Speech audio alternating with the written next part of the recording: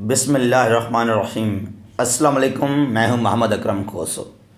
काफ़ी दोस्तों ने मुझसे कल और आज सवाल किए हैं। उनका कहना है कि अकरम भाई, क्या दुनिया आज भी यूनिपोलर है या बायपोलर या मल्टीपोलर? तो हम आज बात करेंगे इसके बारे में। पहले हम जानेंगे कि यूनिपोलर क्या है और बायपोलर और मल्टीपोलर हम किसको कहते हैं। यूनिपोलर, जब दुनिया में एक पावरफुल कंट्री हो, सुपर पावर कंट्री हो, तो उस स्ट्रक्चर को, जो फिनोमेना है दुनिया के अंदर, उसको हम कहते हैं यूनिपोलर वर्ल्ड। यानी कि दुनिया में एक ही कंट्री ताकतवर है, सुपर पावर है। उसके बाद बायपोलर, बाय का मतलब ही है यानी कि two, bipolar when there are two powerful countries in the world. जब दुनिया में दो सुपर पावर कंट्री हों तो उस स्ट्रक्चर को, जो दुनिया का सिनारियो है पॉलिटिकल लेवल पर, उसको हम कहते हैं बायपोलर वर्ल्ड। और अगर दुनिया के अंदर दो से ज़्यादा, चाहे वो 3 हो, 4 या 5 हो, सुपर पावर कंट्री, ताकतवर कंट्री, पावरफुल कंट्रीज, तो उस फिनोमेना को हम कहते हैं मल्टीपोलर वर्ल्ड। तो आज हम बात करेंगे कि आज इस वक्त यानी कि कंटेम्प्रेरी दुनिया में, आज के दौर में क्या है दुनिया के अंदर। देखिए, आज तो दुनिया बिल्कुल मल्टीपोलर है, इसमें कोई शक नहीं है। लेकिन हम जाएंगे थोड़ा इसके पीछे। बायपोलर वर्ल्ड, वर्ल्ड वार 2 के बाद 45 से लेकर 91 तक, जो कोल्ड वार का एरा भी कहलाता है, उसमें 2 ताकतवर कंट्रीज थे, 2 पावरफुल कंट्रीज थे ईस्ट और वेस्ट के अंदर। Western block was led by the USA और जो ईस्टर्न ब्लॉक वहाँ था सोवियत यूनियन। तो 45 से लेकर 91 तक द वर्ल्ड वाज बायपोलर। दुनिया में 2 ताकतवर कंट्रीज थे। और जब 91 में डिसॉल्व हुआ सोवियत यूनियन, तो उसमें काफ़ी वीक हो गया रशिया। तो उसके बाद सुपर पावर, तमाम तरह अख्तियारात और जो पावर्स थे वो चले गए टू द यूएसए। तो अमेरिका फिर हुआ दुनिया का एक ही सुपर पावर कंट्री। 91 के बाद की बात है ये। तो 91 से पहले द वर्ल्ड वाज बायपोलर और 91 के बाद दुनिया क्या हो गया, यूनिपोलर, क्योंकि एक ही कंट्री पावरफुल बच गया, वो है अमेरिका, यूएसए। और 91 से लेकर मेरे ख्याल में 2011, 12 और 13 तक हम कह सकते हैं द वर्ल्ड वाज यूनिपोलर। सब कुछ चल रहा था बिकॉज ऑफ द यूएसए। जो स्टेप लेना था अमेरिका को, जिस तरह आपने हमला किया 2003 और 4 में इराक के ऊपर, हालांकि वीटो किए थे आपके रेजोल्यूशंस को, without UN resolutions the USA attacked Iraq. तो ये भी आपने दिखाया, आपने कहा कि मैं कितना ताकतवर कंट्री हूँ, मैं पावरफुल कंट्री हूँ। उसके बाद जो अफ़गानिस्तान के ऊपर वार हुआ, वार ऑन टेरर, तो यहाँ भी जो है एक इन्फ्लुएंस था अमेरिका का। तो 2010, 11, 12 की बात है ये। उसके बाद क्या हुआ, ख़ास तौर पे 2014 और 15 के बाद, what we now observe the world is now no more unipolar, neither bipolar, it is now multipolar. वो कैसे? देखिए, आजकल न सिर्फ अमेरिका, उसके अलावा चाइना और रशिया भी काफ़ी ताकतवर बन चुके हैं। हमारे पास एक जिंदा एग्जाम्पल है इन चीज़ों का। How can I say that the world is now multipolar? I can prove it. How? 2014 में जब रशिया ने एक रेफरेंडम के ज़रिए दावा किया और कब्ज़ा किया क्रीमिया के ऊपर, जो क्रीमियन पेनिनसुला है ब्लैक सी में, जो पहले हिस्सा था यूक्रेन का, now it is the part of Russia. तो एक रिएक्शन दिखाया वेस्टर्न कंट्रीज से, एक बड़ा रिएक्शन आया यूरोपियन कंट्रीज़, अमेरिकन कंट्रीज़ ने, और G8 जहाँ पहले रशिया उसका मेंबर था, तो रशिया को G8 से बाहर निकाला गया।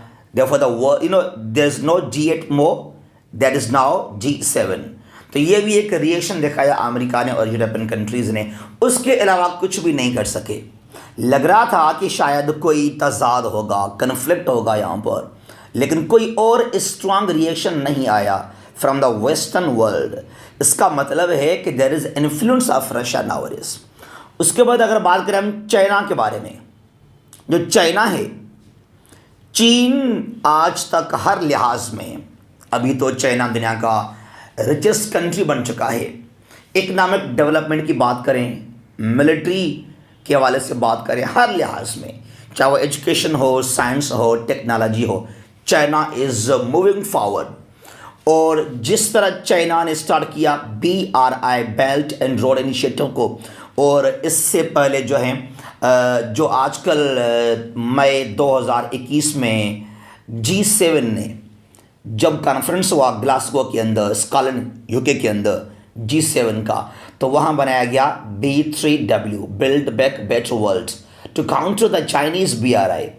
लेकिन मुझे नहीं लग रहा कि B3W जो है वो चैलेंज देगा, वो जो है टफ जो है वो फेस करेगा वो BRI को, क्योंकि पहले भी 2013 में अमेरिका ने बनाया था TPP Trans Pacific Partnership to counter the Chinese influence in South China Sea, लेकिन उसको भी जो है वो आगे मज़ीद प्रमोट नहीं कर सके, वो स्टार्ट होने से पहले ख़त्म हो गया।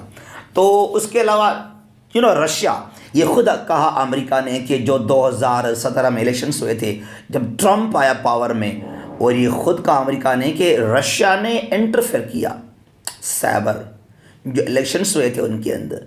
तो ये एक एग्जाम्पल है हमारे पास कि किस तरह चाइना और रशिया जो है आजकल सुपर पावर बन चुके हैं, पावरफुल बन चुके हैं। तो ये कहना बिल्कुल भी गलत है कि दुनिया आज भी यूनिपोलर है या बायपोलर है। Indeed the world is now multipolar, क्योंकि यहाँ पर चाइना भी आगे आ गया और रशिया भी आगे आ चुका है। और चीन ने बार बार कहा कि SCO Shanghai Cooperation Organisation, western countries बार बार कहते हैं कि it is the NATO of the East. ये जो है ईस्टर्न कंट्रीज़ का, एशिया का जो है आगे चलकर ये नेटो बन सकता है, यानी कि इसका असल मकसद है to counter the impact of the USA। लेकिन यह बात गलत है।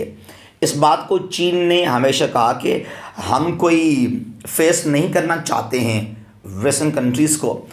जो असल मकसद है एक्चुअली SCO का वो ये है, जब इसको बनाया गया 2001 में, 96 में था पहले शंघाई 5, फिर 2001 में जब उज़्बेकिस्तान शामिल हो गया तो ये बन गया SCO।